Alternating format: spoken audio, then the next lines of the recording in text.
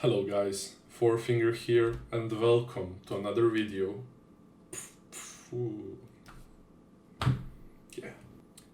Okay guys, so in this video we are going to cover the Tbc Itemization, and as we also in Classic it kind of played a huge role. It made content that was already easy even easier, and the rates were like a joke and nothing was as expected, and that's not a surprise for like most of the people that played private servers, including me.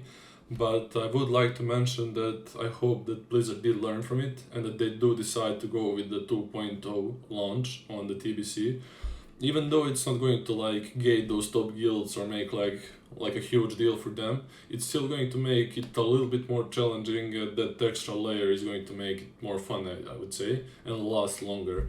Now, what are the major changes, you might ask? For example, if you go to any tier 4 raid and tier 5 raids, let's go with Kara for example, and let's be, I don't know, Netherspite.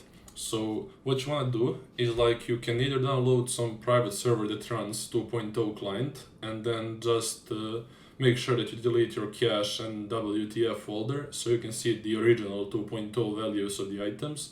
And then the second thing you can do is you can go to the browser and you can search for any TBC database, and then you can literally like Google, like for example, let's check Mithril Band. So if you go to this database, and if we go to this item, you can compare and see what are the differences between 2.0 and 2.1 itemization. So as you can see, on every single item, there's like 10 to 15% stat squish. That's going to really add up when you take in consideration that you have like 18 items on your character. Some do 17, but whatever.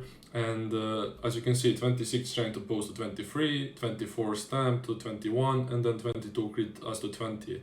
And some items, there are not many items that I know of, but for example the Skulker Greaves, if you check it in 2.1 itemization, Skulker Greaves, you can actually see that they used to have dodge with 2.0 and it got reworked later on to hit instead.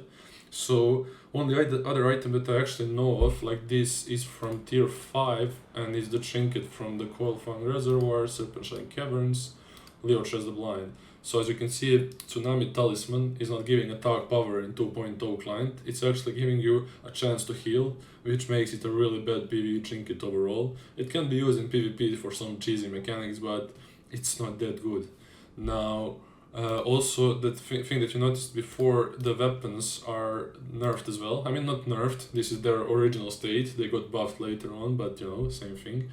For example, the Spite Blade is also having 10 to 15% stat squish in damage as well. So if you go for the Spite Blade, you can actually see that it does 87.6 instead of 81.1. And like when you consider all of those items that you're wearing and all of them having this stat squish, it does really add up at the end and it does make content harder. Now, besides items, there's definitely some changes to professions as well. First thing like that you should know is probably that engineering cannot craft goggles until the release of tier 6, meaning until Mount Hajjal and Black Temple comes, you cannot make the goggles, which is kind of a disappointment for tanks. It's like, and for a few other classes that wear them, you cannot have them at the start. Everything else in engineering should be kind of the same, it's not a big issue. Other big thing is like if you go with the crafting, and for example if you go to weapon crafting, Fury Warriors and Enhancement Shamans are definitely would wield 2 of those, but with 2.0 client you are only all of those are unique, so you can only have 1 of those, so you cannot really craft 2 Dragon Strikes with the tier 5. When you go into tier 5 and gather vortexes, you can only wield 1. So until you get the other mage from Keltas, you're pretty much stuck with this and any other weapon you can get. Now, there are a few good choices, but I'm not only going to talk about 2 classes, but overall you should know there's like few changes to professions like this. Now, when you go to leatherworking, I cannot stress this enough. Drums are probably like, not probably, they are the biggest DPS increase that you can get out of any profession, because those drums that you can make with like drums of restoration and drums of battle are like the biggest upgrades you can get for your raid. So what do I mean by this? Those drums that you can make let's take this restoration jump first into consideration. It gives you 600 health and mana over 15 seconds to you and all nearby party members, which means that if all five party members had this, you could actually have like 65% uptime on this thing. And what it does, it gives you 40 mana and HP every second. Now, if you also have a Shadow Priest in your group, it's amazing. Like the pure amount of like mana and HP you get is like gonna be a huge part on some like longer fights like Keltas, and it really does help a lot. So unfortunately, you cannot cap this to have it up 100% of the time, but the jumps that give you 80 haste can be actually kept up 100% of the fight, which means if you have 4 people to rotate them, as you can see they last for 30 seconds, so if you can have one guy pop them, then after 30 seconds the second, then third and fourth, and they do have a 2-minute cooldown, it means that you can keep rotating 4 people and to keep this 80 haste up for every single party member through the entire fight. And this is just huge. Like I said, no other profession gives you more in pure stats. You're not replacing any item slot, you're just getting pure 80 in stats, which is actually really big and really useful, especially early on while you're progressing. Now, what's the problem with this? Problem with the jumps is that in 2.0 itemization, they're actually not instant cast. You need to cast them for 2 seconds, and the area that they cover is way smaller, which means people need to be really close in order to get this buff. So I don't think they're going to see a huge play in tier 4.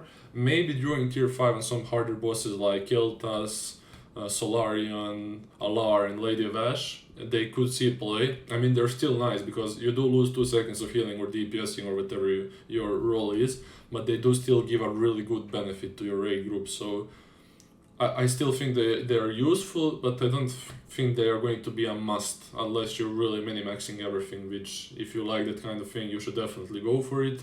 And if you're more kind of a laid-back guy, there's no need to rush it. It's not going to be that important until they get changed in 2.1. But keep in mind, as soon as they do get patched, you should definitely, every single raid member should have those. They're just really good to have, and like I said, the benefit is huge. So there's pretty much all to say about, that's pretty much all when it comes to itemization. Like I said, the main differences are stat squish, 10 to 15% on every single item in the game. Some items like Skulker's Greaves and the Tsunami Talisman are changed. I don't really know any other cases, but there might be 1 or 2 more items that did get reworked. So I'm not sure. If you want to check this out, you can download some 2.0 WoW client, and then you can compare this with the normal TBC database, and then you can see the changes for yourself. If you have any questions about that, just let me know in the comments. I'll be happy to help you out. Now, so like I mentioned, so there's stat squish, some items got reworked or changed, whatever you prefer to call it, and some things like crafted maces and one-handed axes and swords, they're unique. You cannot make 2 of those. And lastly, the jumps are not going to be instant, they're going to be castable, and there's no goggles.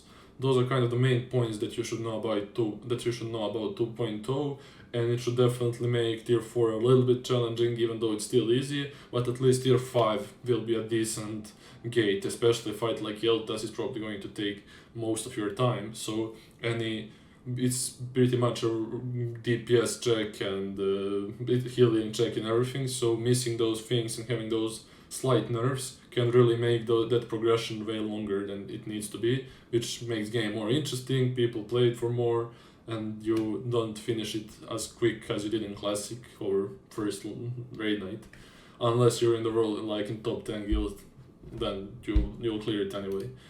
But yeah, like I said, that's pretty much it when it comes to the itemization, and I'll keep pumping those videos out. I'm going to talk about how the content is going to be released if they do decide to go with 2.0 patch at the start, and I'm going to cover what you need to do after you level up, how to minimax things and how to get things done faster and not do some things 2 times, because you can pretty much do a lot of things in TBC at the same time, because achievements, gear from dungeons, reputation, they all interact, and if you don't know what to do, you can waste more time than needed to get to the raiding and to the end game. But if you want to take it at a slow pace, that's also cool. Just do what you prefer, have fun. It's game made to have fun, so it's pretty much it. So thank you guys for watching, and see you guys in the next video.